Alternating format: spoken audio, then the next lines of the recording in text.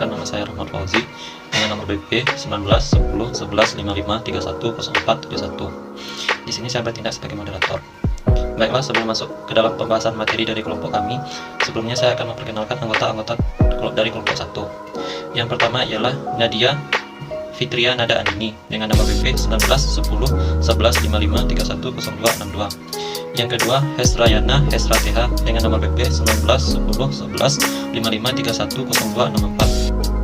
Yang ketiga, Nadia Hasanah dengan nomor BP 19 10 11 55 31 0273. Yang keempat, Rafita Ningsih dengan nomor BP 19 10 11 55 0275.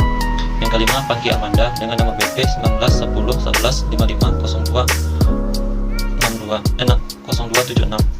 Yang keenam, Sofia Francisca dengan nomor BP 19 10 11 55 31 0285. Dan yang ketujuh, Ziadatun Nurul Aini dengan nomor BP 19 10 11 55 31 0294. Baiklah, di sini saya dan teman-teman akan membahas materi mengenai saluran distribusi dan manajemen untuk memenuhi tugas mata kuliah manajemen pemasaran global dengan dosen pengampu yaitu Ibu Ulia Rahmi Aswin SE FM. Baiklah, langsung saja ke pembaca materi yang pertama yang akan dibacakan oleh saudara Nadia. Kepada saudara Nadia, saya persilahkan. Assalamualaikum warahmatullahi wabarakatuh. Saya Nadia Hasanah dengan BP 19 10 11 55 31 0273. Di sini saya akan menjelaskan tentang yang pertama yaitu distribusi. Distribusi adalah kegiatan pemasaran yang berusaha melancarkan dan mempermudah penyampaian barang dari produsen ke pembeli sesuai kebutuhan. Saluran distribusi adalah pembagian atau penyaluran produk ke pihak-pihak terkait seperti pelanggan. Saluran yang biasa disebut dengan distribution channel membagikan produk dalam bentuk barang. Saluran distribusi adalah objek yang berupa barang. Dalam kegiatan distribusi, terdapat aspek fisik dan non-fisik supaya alur pemasarannya lancar. Aspek fisik berkaitan dengan lokasi pemindahan atau penyaluran produk, sedangkan aspek non-fisik berkaitan dengan pengetahuan penjual mengenai apa yang diinginkan oleh konsumen, dan konsumen juga harus mengetahui produk apa yang dijual oleh produsen. Yang kedua yaitu manfaat menggunakan perantara. Yang pertama, banyak produsen yang mengalami kekurangan sumber daya finansial, sehingga membutuhkan pihak lain dalam melakukan distribusi. Yang kedua, efisiensi dalam membuat produk tersedia secara luas dan mudah diperoleh pasar sasaran. Yang ketiga, mengurangi tugas produsen dalam kegiatan distribusi untuk mencapai konsumen. Cukup menghubungi perantara untuk menyampaikan produk kepada konsumen yang banyak. Yang keempat, yaitu perantara dapat membantu menyediakan peralatan yang dibutuhkan, sehingga perusahaan tidak perlu menyediakan.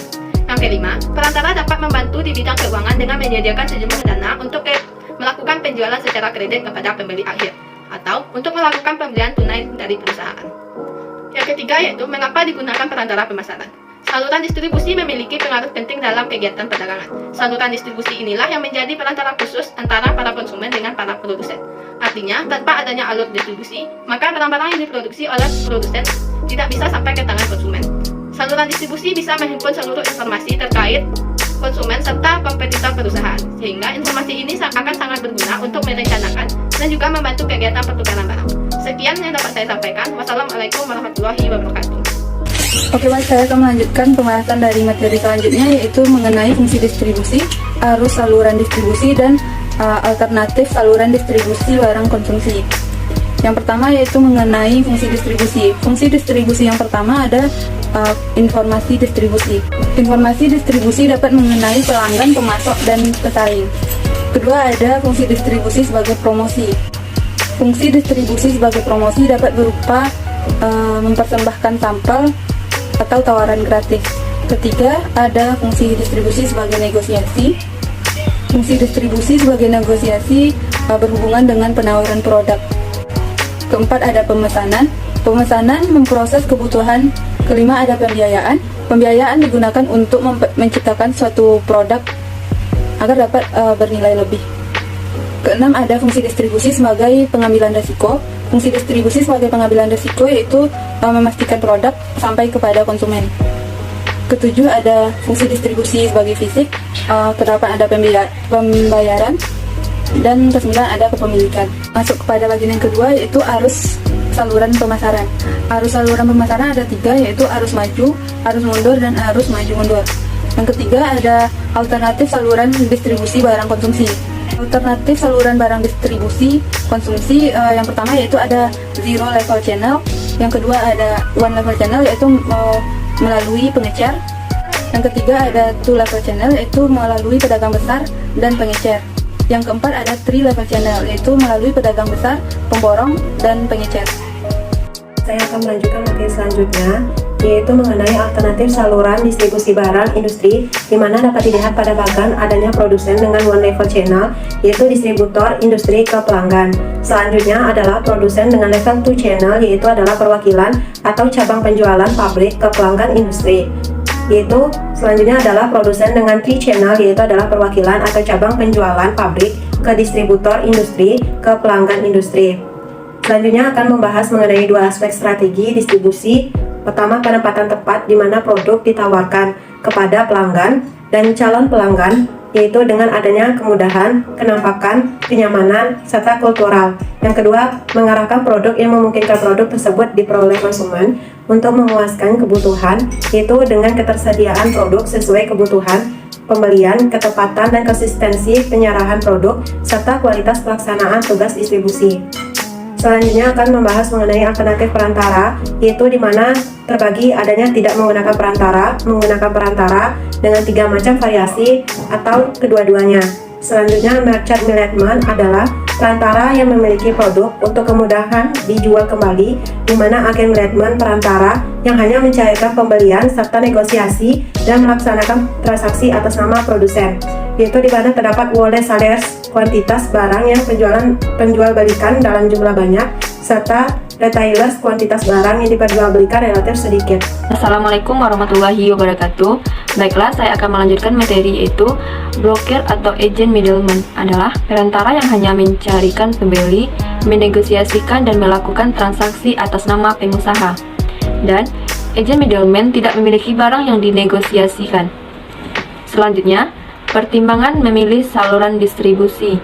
Yang pertama, pertimbangan pasar. Pertimbangan pasar yaitu saluran distribusi sangat dipengaruhi oleh pola pembelian konsumen, yaitu yang terdiri dari jenis pasar, jumlah pelanggan, potensial, konsentrasi geografis pasar, jumlah dan ukuran pesan. Yang kedua, pertimbangan produk yang terdiri dari nilai unit, perishability, sifat teknis produk. Yang ketiga, pertimbangan perantara yang terdiri dari jasa yang diberikan perantara, keberadaan perantara yang diinginkan dan sikap perantara terhadap kebijakan pengrajin. Yang keempat, pertimbangan perusahaan yang terdiri dari sumber finansial, kemampuan manajemen, tingkat pengendalian yang diinginkan, jasa yang diberikan penjual dan lingkungan. Yang selanjutnya, panjang dan lebar saluran distribusi. Panjang pendeknya saluran distribusi, banyak sedikitnya jumlah jenis saluran distribusi yang digunakan. Lebih ke dalam saluran distribusi, banyak sedikitnya jumlah perantara atau distributor untuk setiap jenis saluran distribusi yang digunakan. Saluran distribusi bisa digunakan oleh perusahaan agar tingkat produksi produknya bisa sampai ke pelanggan atau pembeli dengan baik. Sekian, terima kasih. Assalamualaikum warahmatullahi wabarakatuh. Assalamualaikum warahmatullahi wabarakatuh. Perkenalkan, nama saya Zaya Nesra dengan nomor BP 19101155310264 akan melanjutkan pembacaan materi yang telah disampaikan oleh saudara Nisi. Baiklah, langsung saja kepada materi yang pertama, yaitu contoh saluran distribusi. Pengusaha menyalurkan produknya kepada para pedagang. Kemudian, selanjutnya para pedagang kembali menyalurkan produk tersebut kepada beberapa pengecer atau reseller. Materi selanjutnya adalah strategi cakupan distribusi. Distribusi terdiri dari beberapa strategi, yaitu yang pertama intensif. Produsen menempatkan sediaan produknya di sebanyak mungkin gerai atau outlet yang bisa dilibatkannya. Hal ini biasanya untuk produk yang diproduksi massal. Yang kedua, eksklusif. Produsen menempatkan sediaan produk di gerai atau outlet tertentu saja yang biasanya produsen hanya bisa menunjuk satu perantara khusus. Hal ini biasanya untuk produk yang bersifat eksklusif. Yang terakhir, selektif. Produsen menempatkan sediaan produknya pada gerai atau outlet yang tidak sebanyak distribusi intensif, tetapi lebih banyak dari distribusi eksklusif. Materi terakhir adalah distribusi produk. Distribusi produk terdiri dari saluran distribusi dan distribusi fisik. Saluran distribusi adalah untuk mengalihkan kepemilikan produk dari produsen pada pembeli. Distribusi fisik adalah kegiatan memindahkan barang secara fisik dari satu tempat ke tempat yang lain. Baiklah, sekian pembacaan materi dari saya. Sekian, terima kasih. Wassalamualaikum warahmatullahi wabarakatuh.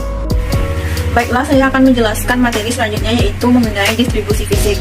Distribusi fisik adalah segala kegiatan yang dilakukan untuk memindahkan produk, baik dalam jumlah waktu tertentu, ke tempat tertentu, dan dalam jangka waktu tertentu. Dalam kegiatan distribusi fisik ini, ada beberapa kegiatan yang dilakukan, yaitu yang pertama adalah transportasi. Semua keputusan transportasi berkaitan dengan keputusan logistik. pilihan jasa angkutan apa yang digunakan sangat berperan penting dalam distribusi fisik ini, apakah melalui darat, udara, ataupun laut. Yang kedua adalah pergudangan, yaitu sarana yang digunakan untuk menyimpan produk sebelum dijual.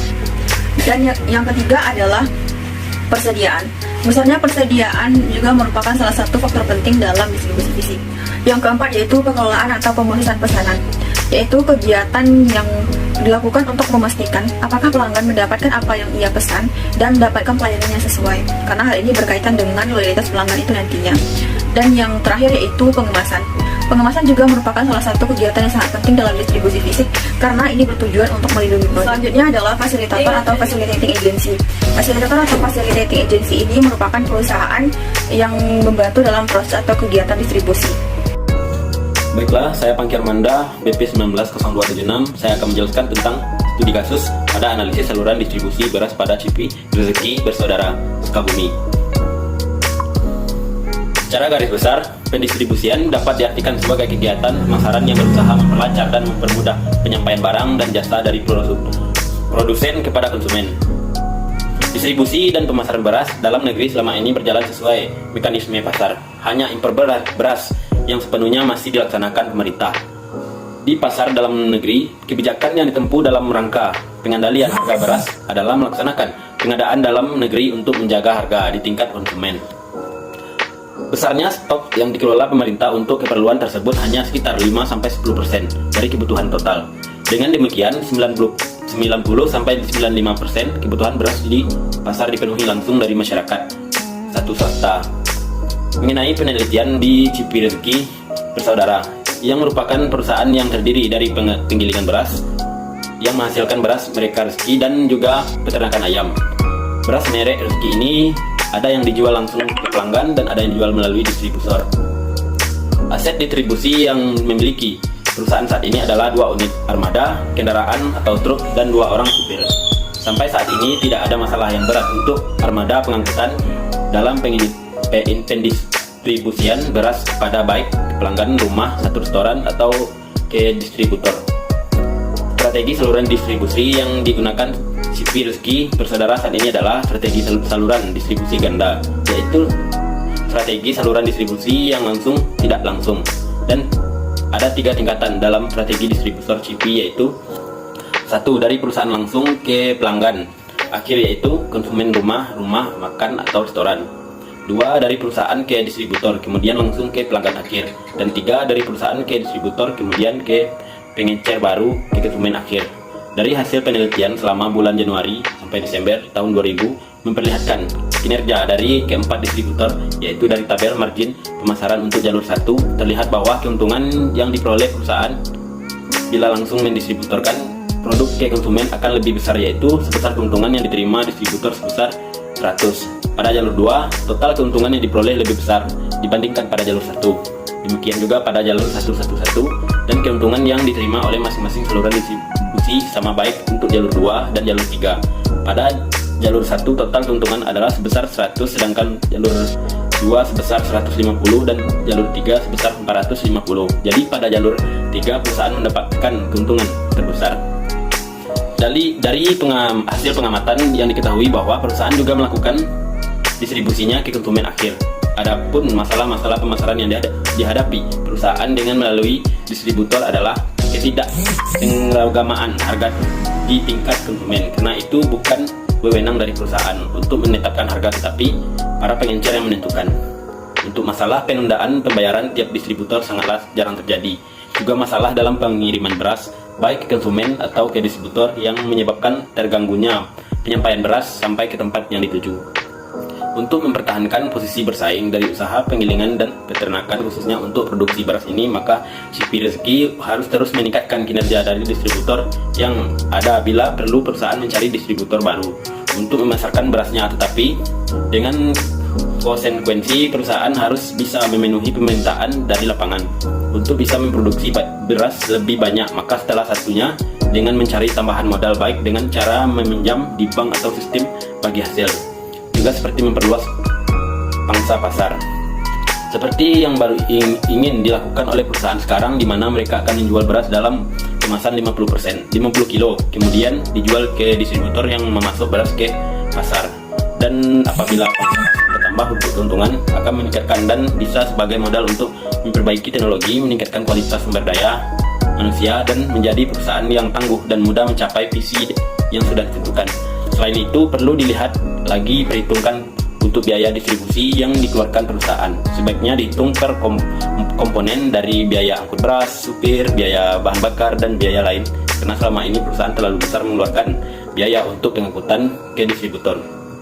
Untuk distributor kinerja yang sudah baik perlu dipertahankan atau mungkin diberi reward untuk memacu semangat menjual lebih baik. Dan untuk distributor yang kurang baik bisa dengan mencari penyebab rendahnya kinerja distributor tersebut. Apakah dari segi kurangan pangsa pasar atau kurangnya agresif pengencer dalam menjual beras tersebut ke konsumen.